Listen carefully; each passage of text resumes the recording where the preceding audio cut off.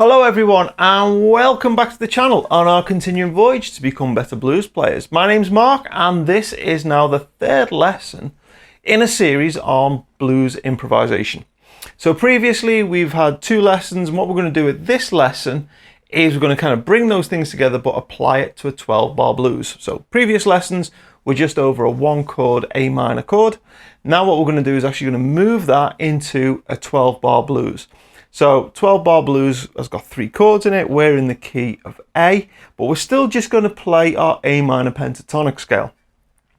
So the actual chord progression has got bars of A, so that's an A7, bars of D, so here's a D7, and bars of E, so here's an E7.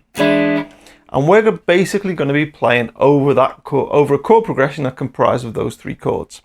And we're going to be using box position 1, but we're also going to move into now box position 2 of A minor pentatonic. Okay, so the big difference between what we're doing today and what we've done previously is previously, as I said, it was just a 1-chord static A minor chord. Now our backing track's actually more involved, so we're going to have to be listening more carefully because the backing track's got chord changes. In this particular lesson, we're not going to address those chord changes.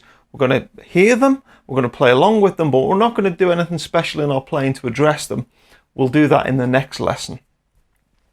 But for today, we're just going to be continuing to play those A minor pentatonic phrases and ideas that we've been coming up with over the last couple of lessons. So there's 2 ways you can approach when you play over a chord progression.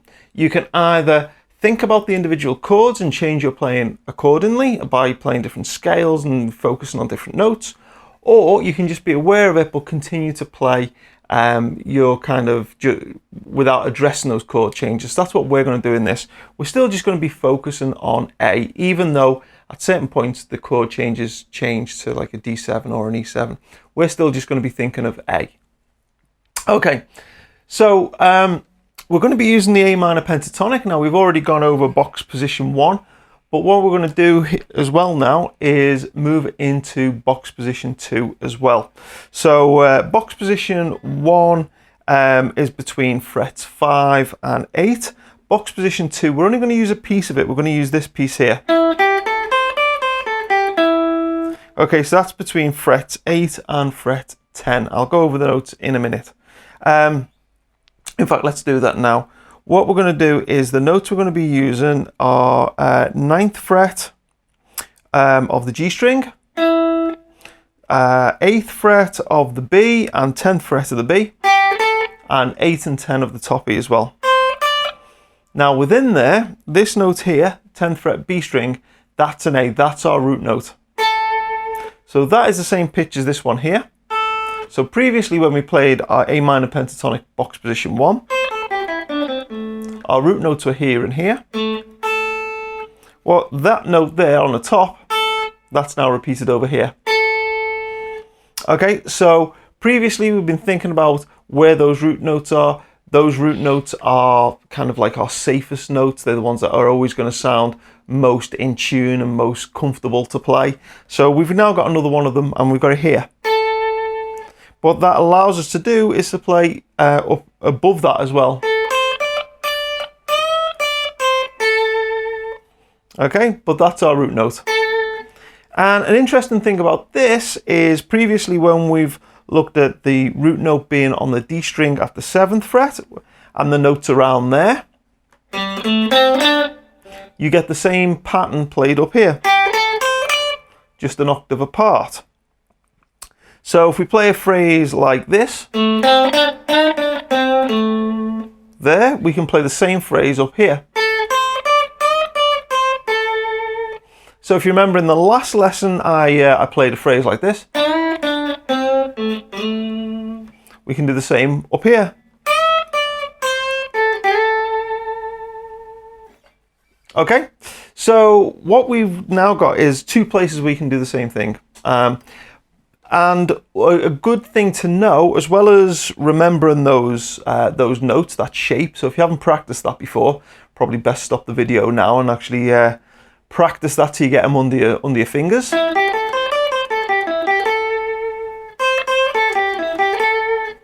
An interesting thing with this is that there's an easy way of connecting these two box positions up, which I use, which is that on the G string, you effectively have 3 notes, 5th fret, 7th fret, and 9th fret, and you can kind of slide between them. So I might play something like this.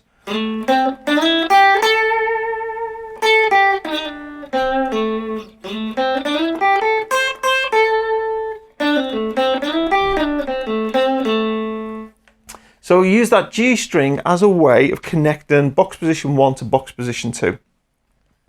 So in what we're going to do today, we're going to be playing over 12-bar blues. So the first thing to do is,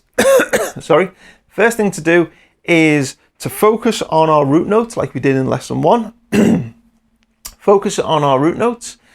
Keep time and listen to the backing track. Make sure we're tapping our foot and locking in like we did in lesson 1. Listen out for where it changes, when it gets louder, more intense, when it holds back, those kind of things. Listen out for where it is in the chord progression as it turns round and what it's doing. We're not going to really address that too much in this lesson, but you want to be listening for that. You want to be knowing where you are in the chord progression.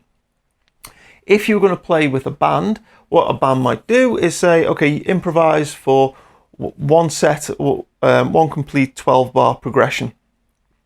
So you've got to know where you are in that progression to know when you get to the end of it, so that you can stop improvising and the singer can carry on singing. So you've got to be listening to it enough. You've got to be tapping your foot, locked in, listening to it enough that you know where you are in that progression, so that you can tell when it's coming to an end and you're going to stop soloing and somebody else is going to jump in. Okay, so what we're going to concentrate on today is those root notes, those notes that we've highlighted so far: 10th fret B string, 5th fret top E, and 7th fret on the D string. We're going to be focusing on those 3 notes. We're going to be keeping time listening to the backing track. We are going to, like we did in the last lesson, think about sliding into notes. We're going to think about hammering on and pulling off like we did in the last lesson, and building those bends in as well, just like we did on the last lesson. Should say about the bends, actually, we're in box position 2. This is a great note to bend this 10th fret of the top E string. And this note here, 8th fret of the top E string, that's one where you might want to just bend it slightly sharp and come off to back to the root note on the 10th of the B string. So like we did it down here, we want to do that here as well. Sorry, wrong note.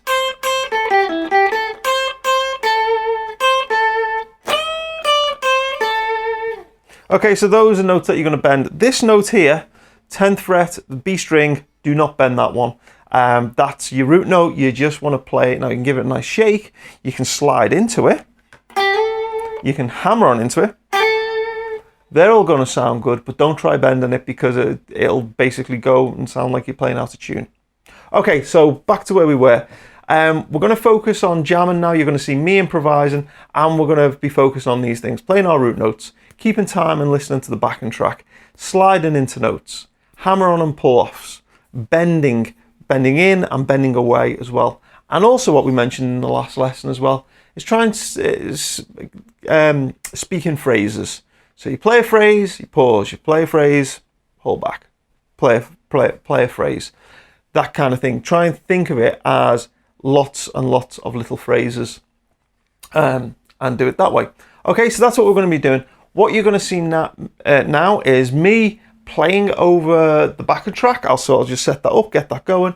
You'll see me improvising, thinking about those things, and then we'll come back, and then you can do the same. You can grab your guitar and you can jam over the same thing. I'll put the 12 bars of the backing track on the end of this video, and what we'll also have is it's a completely separate track on YouTube, and I think it runs for about, I don't know, 3-5 minutes or whatever, so you can just play to your heart's content over it. Okay, so here's me giving it a go, and then you can have a go.